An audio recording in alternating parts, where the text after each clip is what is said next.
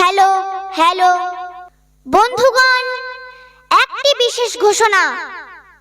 এতদ দ্বারা সমস্ত এলাকার চাষি ভাই বন্ধু ও ধান কাটা গাড়ির মালিক বন্ধুদের জানানো যাচ্ছে যে আপনাদের ধান কাটার পর গাড়ি ও ট্রাক্টরগুলিকে কাদামাটি অবস্থায় রাস্তার উপরে আনবেন না।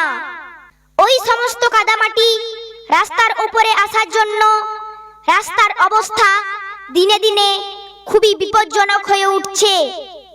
ওই কাদামাটির উপর জল বৃষ্টি হলে এতটাই পিচ্ছিল হচ্ছে যে তাতে বাইক, সাইকেল ও অন্যান্য যানবাহন চালাতে গিয়ে মানুষজনদের চরম বিপদের মুখে পড়তে হচ্ছে। তাই চেষ্টা করবেন কাদামাটিগুলিকে একটু মাঠের মধ্যেই পরিষ্কার করে গাড়িগুলোকে রাস্তার উপরে আনবেন।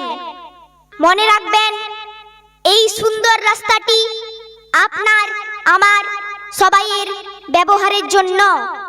তাই এটিকে ভালো রাখার দায়িত্ব আমাদের সবাইয়ের।